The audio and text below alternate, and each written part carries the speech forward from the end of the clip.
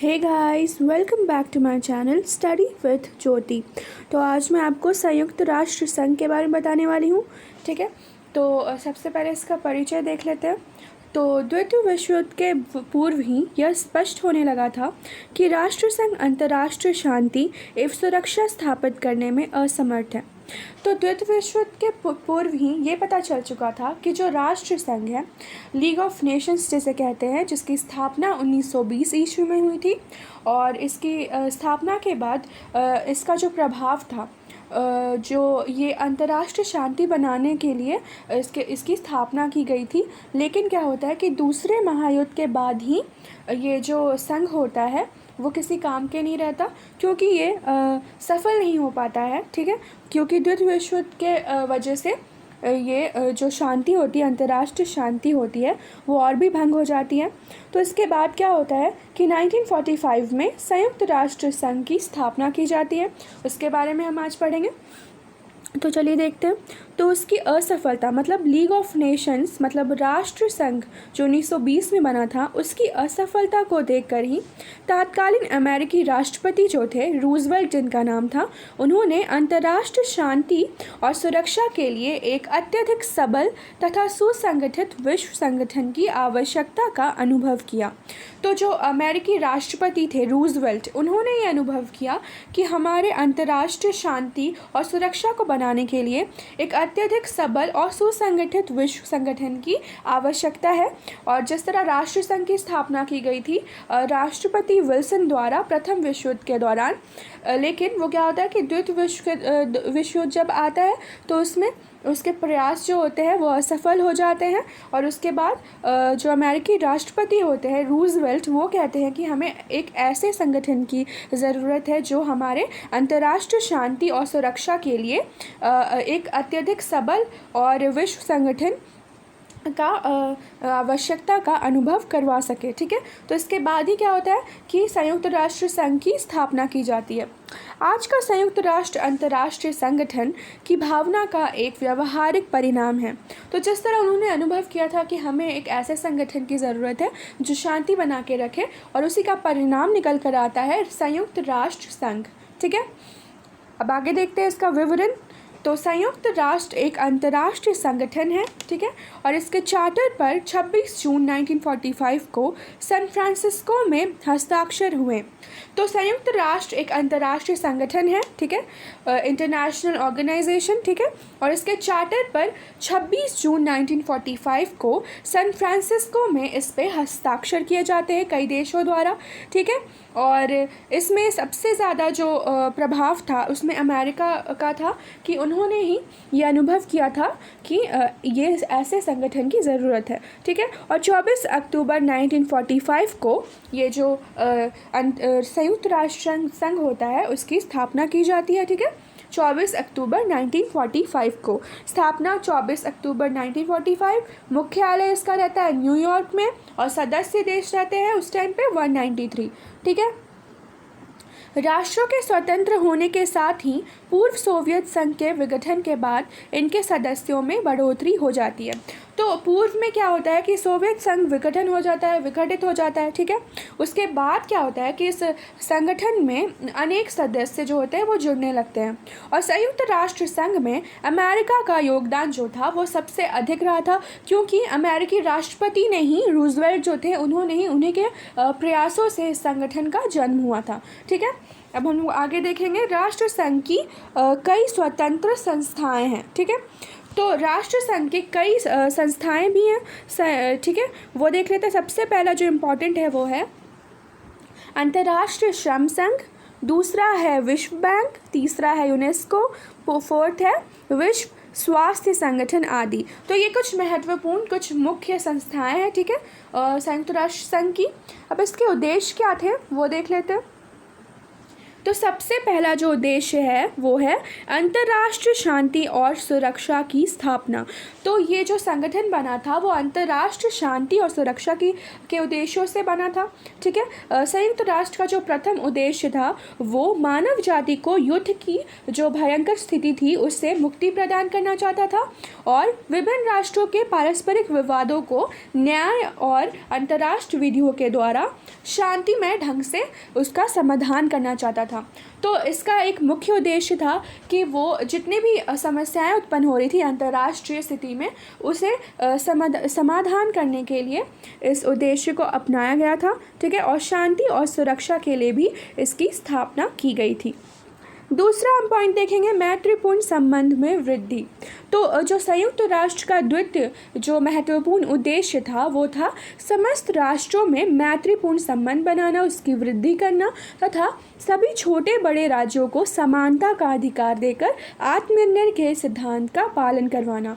तो समानता का अधिकार यहाँ पे इम्पॉर्टेंट है और आत्मनिर्भर के लिए के जो सिद्धांत है उसका इस पॉइंट में पालन किया जाता है। अब हम तीसरा जो उद्देश्य देखेंगे कि अंतर्राष्ट्रीय सहयोग। तो ये इसका तीसरा उद्देश्य था और इसमें कहा गया कि जो राष्ट्रों के सभी प्रकार की जैसे आर्थिक, सामाजिक या फिर सांस्कृतिक जितने भी अंतर्राष्ट्रीय समस्याएं हैं उसका समाधान सभी राष्ट्रों के सहयोग से ही किया जाएगा, ठीक है। तो अंतर्राष्ट्रीय सहयोग से ही किसी समस्या का समाधान किया जाएगा। और चौथा जो उद्देश्य था वो था सामंजस्य, ठीक है। संयुक्त राष्ट्र का ये चौथा उद्देश्य था और इसमें कहा गया कि इस अंतर्राष्ट्रीय संगठन को एक ऐसा केंद्र बनाया जाए जो सामान्य उद्देश्यों की प्राप्ति के लिए भी सभी राष्ट्रों में पारस्परिक सहयोग और सामंजस्य स्थापित करने में सफल हो सके।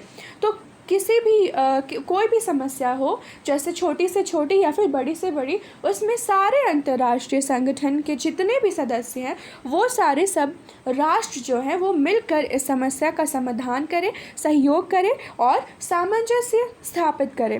तो इसका यही मतलब बनता है कि सारे देश साथ में एकता के साथ जो जितने भी इसके सदस्य हैं मिलकर किसी समस्या, छोटे से छोटे समस्या का समाधान मिलकर करें, ठीक है। तो ये इसके उद्देश्य थे, ठीक है। अब हम इसके सिद्धांत देख लेते हैं, ठीक है। संयुक्त राष्ट्र संघ के सिद्धांत क्या थे? तो सबसे पहला था, इस संघ का आधार सब राज्यों की प्रभुता तथा समानता का सिद्धांत है। तो इस संघ का जो आधार था वो समानता का सिद्धांत था, मतलब वो सभी को समान बराबर देखना चाहते थे, समानता का सिद्धांत उन्होंने अपनाया। दूसरा था, सभी सदस्य अपने उन सब दायित्वों को ईमानदारी के साथ निभाएंगे। तो जितने भी दायित्व दिए गए हैं उन सदस्यों को वो सब इसे ईमानदारी से निभाएंगे और जिन्हें उन्होंने वर्तमान चार्टर के अनुसार अपने ऊपर लिया हो, ताकि सबको इस बात का विश्वास हो जाए कि सदस्य होने के जो भी लाभ हैं और अधिकार हैं वो उनको मिलेंगे। तो ये भी कहा गया कि सदस्य होने के जितने भी लाभ हैं या फिर अधिकार हैं वो लोगों को मिलेंगे। इसलिए इसका चार्टर में इसे लिखा गया है, इसे बताया गया है कि जो भी इसका सदस्य बनेगा उन्हें लाभ मिलेगा अगर वो ईमानदारी के साथ अपने कर्तव्यों, अपने दायित्वों को निभाएंगे। तीसरा पॉइंट है, सभी सदस्य अपने अंतर्राष्ट्रीय झगड़ों में शांतिपूर्ण साधनों से इस प्रकार तय करेंगे कि विश्व की सुरक्षा, शांति और न्याय खतरे में ना पड़े। तो सभी सदस्य अपने जितने भी अंतर्राष्ट्रीय झगड़े हैं उसमें शांतिपूर्ण साधनों को अपनाने को कहा गया और इस प्रकार ये तय करेंगे कि विश्व की सुरक्षा, शांति और न्याय खतरे में ना पड़े, ठीक है। चौथा जो सिद्धांत था, सभी सदस्य अपने अंतर्राष्ट्रीय झगड़ों में किसी राज्य की अखंडता, मतलब जितने भी अगर उन सदस्यों में अंतर्राष्ट्रीय झगड़े होने लगते हैं तो कोई भी राज्य की जैसे वो राष्ट्र जो है वो किसी भी राज्य की अखंडता या फिर राजनीतिक कार्य नहीं करेंगे जो संयुक्त राष्ट्र के सिद्धांतों के खिलाफ हो। कोई भी ऐसा कार्य नहीं करने को कहा गया जो किसी भी राज्य की अखंडता को खराब करता है, ठीक है, या फिर कोई समस्या उत्पन्न करता है, ये संयुक्त राष्ट्र के सिद्धांतों के खिलाफ होगा, ठीक है। इसे कहा गया कि ऐसा नहीं करना है और ना तो किसी अलग राष्ट्र को या फिर राज्य को धमकी देंगे या फिर बल का प्रयोग करेंगे। ये संयुक्त राष्ट्र संघ के सिद्धांतों के खिलाफ होगा। आगे देखते हैं, सभी राज्य संयुक्त राष्ट्र की हर कार्रवाई से हर तरह की मदद करेंगे। तो संयुक्त राष्ट्र जितनी भी कार्रवाई करेगा उसमें जितने भी सदस्य राष्ट्र हैं वो इसकी मदद करेंगे और वर्तमान चार्टर के अनुसार कोई भी उस राज्य की मदद नहीं करेंगे जिसके विरुद्ध संयुक्त राष्ट्र संघ है। तो जो अगर संयुक्त राष्ट्र संघ किसी की मदद कर रहा है तो सदस्य राष्ट्र भी उसकी मदद करेंगे, और अगर संयुक्त राष्ट्र संघ जो है वो किसी की अवहेलना कर रहा है या फिर किसी की मदद नहीं करना चाह रहा है, तो जितने भी इस संघ में जितने भी राष्ट्र सम्मिलित हुए हैं वो भी ऐसा करेंगे और संयुक्त राष्ट्र संघ के विरुद्ध नहीं जाएंगे। ठीक है, ये इसका 5वां सिद्धांत था। छठा सिद्धांत देखते हैं। तो ये संघ इस बात का विश्वास दिलाएगा कि जो राज्य संयुक्त राष्ट्र के सदस्य नहीं हैं वो भी अंतर्राष्ट्रीय शांति और सुव्यवस्था बनाए रखने के लिए जहाँ तक आवश्यक हो इन्हीं सिद्धांतों का पालन करेंगे। तो अगर राष्ट्र इस संयुक्त राष्ट्र संघ के सदस्य नहीं भी हैं, फिर भी अगर वो शांति बनाना चाहते हैं, अंतर्राष्ट्रीय शांति सुव्यवस्था बनाए रखना चाहते हैं, तो वो इन सिद्धांतों का पालन कर सकते हैं। ठीक है, 7वां पॉइंट है, संयुक्त राष्ट्र किसी भी राज्य के उन मामलों पर दखल का अधिकारी ना होगा जो निश्चित रूप से उस राज्य के घरेलू क्षेत्र अधिकार के अंदर हो। तो संयुक्त राष्ट्र का एक और सिद्धांत था कि अगर किसी के घरेलू मामले हैं, ठीक है, तो उस पर वो हस्तक्षेप नहीं करेगा, क्योंकि उस राज्य का वो घरेलू क्षेत्र अधिकार है, उसके अंदर है वो, इसलिए ये जो संयुक्त राष्ट्र संघ है वो कभी भी हस्तक्षेप नहीं करेंगे। ठीक है, तो ये इसके सिद्धांत है संयुक्त राष्ट्र संघ के। ठीक है, हम प्रमुख अंग देख लेते हैं। तो सबसे पहला है महासभा, दूसरा है सुरक्षा परिषद, तीसरा है आर्थिक परिषद, आर्थिक सामाजिक परिषद, फिर चौथा है संरक्षण परिषद, और 5वां है अंतर्राष्ट्रीय न्यायालय, फिर है सचिवालय। ठीक है, ये इसके प्रमुख अंग माने जाते हैं संयुक्त राष्ट्र संघ के। तो अगर आपको इस पर डिटेल में वीडियो चाहिए, इसके कार्य क्या है, तो आप कमेंट कर दीजिएगा, मैं बना दूंगी। अभी तो मैंने बस इसके अंग बताए हैं, कितने प्रमुख अंग हैं इसके संयुक्त राष्ट्र संघ के, इसको एक्सप्लेन नहीं किया है। ठीक है, तो अगर आपको चाहिए होगा तो कमेंट करिएगा। अब हम संयुक्त राष्ट्र के संगठन को देखेंगे। ठीक है, कितने संगठन रहे हैं, ठीक है, उसके बारे में देखेंगे। तो सबसे पहले मैं कुछ प्रमुख संगठनों के बारे में ही आप लोगों को बता रही हूँ। ऐसे तो काफ़ी संगठन है, 10-12 है, लेकिन मैंने 8 जो इम्पोर्टेंट है उसे लिया है। ठीक है, तो सबसे पहला जो है वो है अंतर्राष्ट्रीय श्रम संगठन। ठीक है, तो ये सबसे महत्वपूर्ण संगठन माना जाता है और मजदूरों की उन्नति के लिए इसकी स्थापना की गई थी। तो अंतर्राष्ट्रीय श्रम संगठन जो था, इसकी स्थापना की गई थी मजदूरों की उन्नति के लिए, और इस संगठन ने क्या क्या कार्य किए वो हम देख लेते हैं। तो काम के घंटे को उसने निश्चित किया, दूसरा उसने बेकारी उन्मूलन का प्रयास करके संकट के दिनों में मजदूरों को सहायता भी दी। अगर संकट के दिन आ जाते थे तो उसमें वो सहायता प्रदान करते थे। और तीसरा है विश्व में व्याप्त अनिश्चितता और प्रतिक्रियावादी प्रवृत्तियों को समाप्त कर दिया। तो जितनी भी प्रतिक्रियावादी प्रवृत्तियाँ थी इसको भी इस श्रम संगठन ने समाप्त करने का कार्य किया। और चौथा जो किया वो मजदूर वर्ग के चेतना को जगाया, मतलब मजदूर वर्ग में जितनी भी चेतना थी उसे जगाया, क्योंकि वो लोग काफ़ी भूखमरी बेकारी से काफ़ी लोग परेशान रहते थे। लेकिन इस श्रम संगठन ने उनके सहयोग करके, उनकी सहायता करके उनमें एक चेतना को जगाया।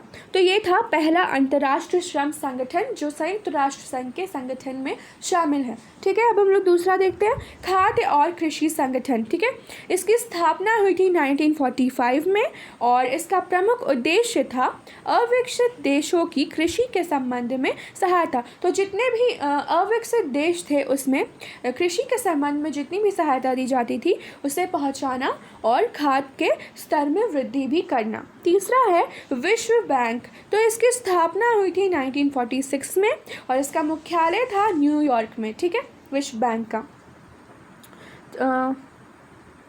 अब देख लेते हैं, सॉरी,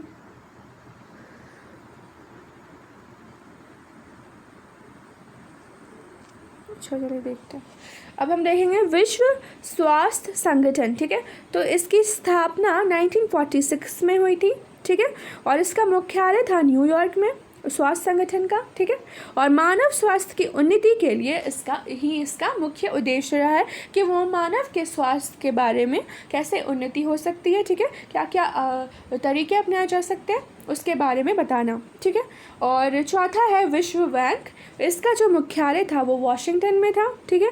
और इसका प्रमुख कार्य था सदस्य राष्ट्रों के पुनर्निर्माण में सहायता पहुंचाना। तो कोई भी सदस्य राष्ट्र अगर पुनर्निर्माण करना चाहता था तो इसकी सहायता पहुंचाता था ये। और विश्व बैंक का अध्यक्ष हमेशा कोई अमेरिकी नागरिक ही रहा है। तो इसका विश्व बैंक का जो अध्यक्ष रहा है वो कोई हमेशा से अमेरिकी नागरिक ही रहा है, जिसका मनोनयन अमेरिकी वित्त मंत्री करता है, ठीक है। पांचवा है अंतर्राष्ट्रीय मुद्रा कोष, और इसकी स्थापना की गई थी 27 दिसंबर 1945 को। और इसका प्रमुख कार्य था अंतर्राष्ट्रीय मुद्रा तथा व्यापार आदि की व्यवस्था की देखभाल करना, और इसका मुख्यालय था वॉशिंगटन, ठीक है। तो इसमें अंतर्राष्ट्रीय मुद्रा तथा व्यापार आदि की व्यवस्था की गई थी और इसका मुख्यालय कहाँ था? वॉशिंगटन में। छठा देख लेते हैं अंतर्राष्ट्रीय नागरिक उड्डयन संगठन। तो इसकी स्थापना हुई थी 4 अप्रैल 1947 को, और इसके 3 प्रमुख अंग भी थे। सबसे पहला सभा, दूसरा परिषद, तीसरा सचिवालय, ठीक है। और इसका प्रमुख कार्य था अंतर्राष्ट्रीय उड्डयन नियमों के संबंध में सुझाव देना, और इसका मुख्यालय कहाँ था? मॉन्ट्रियल में, ठीक है। इसका मुख्यालय था मॉन्ट्रियल में। और ये सारे अंतर्राष्ट्रीय जितने भी उड्डयन नियम रहते थे उसके संबंध में सुझाव देते थे, ठीक है। और सातवां है विश्व व्यापार संगठन, ठीक है। ये संगठन व्यापार के नियमों को निर्धारित करता था। तो ये व्यापार के जितने भी नियम कानून हैं उसे उसका निर्धारण करता था, और इसकी स्थापना हुई थी 1 जनवरी 1995 को, और इसके सदस्यों की संख्या थी 150, और प्रत्येक निर्णय सभी सदस्यों की सहमति से ही किया जाता था, ठीक है। अब 8वां है और लास्ट है, ये कुछ प्रमुख हैं और भी है, लेकिन मैंने कुछ प्रमुख 8 ही संगठन के बारे में आप लोगों को बताया है। तो विश्व डाक संघ, ठीक है, इसकी स्थापना हुई थी 1875 में, और 1949 में इसे संयुक्त राष्ट्र का अंग भी बना लिया गया। तो इसकी स्थापना तो बहुत पहले हो चुकी थी 1875 में, लेकिन 1949 में क्या होता है कि इसे संयुक्त राष्ट्र का अंग बना लिया जाता है, और अंतर्राष्ट्रीय संघों में यह सबसे पुरानी संस्था भी मानी जाती है। तो ये था हमारा संयुक्त राष्ट्र संघ के उद्देश्य, उसके सिद्धांत, उसके परिचय और क्या क्या संगठन रहे हैं और अंग। और अगर आपको उसके संयुक्त राष्ट्र संघ के अंग के सारे डिटेल में चाहिए आपको, तो आप ज़रूर कमेंट करिएगा, ओके। मैं संयुक्त राष्ट्र संघ के अंगों के बारे में भी अच्छे से आप लोगों को एक्सप्लेन कर दूँगी, तो कमेंट करिएगा अगर आप लोगों को चाहिएगा तो, ठीक है। तो यहीं पे ये समाप्त होता है। अब नेक्स्ट वीडियो में मैं आपको शीत युद्ध के बारे में बताऊंगी, उसके कारण, उसके परिणाम, उसके प्रभाव, ठीक है। तो अगर अभी तक आपने मेरे चैनल को सब्सक्राइब नहीं किया है तो इसे सब्सक्राइब भी ज़रूर कर लें, ठीक है, क्योंकि मैं इतने नोट्स बनाती हूँ। तो आप इसके लिए तो एक सब्सक्राइब तो कर ही सकते हैं, ठीक है। और लाइक एंड शेयर भी करना बिल्कुल मत भूलिएगा, ओके। Thank you.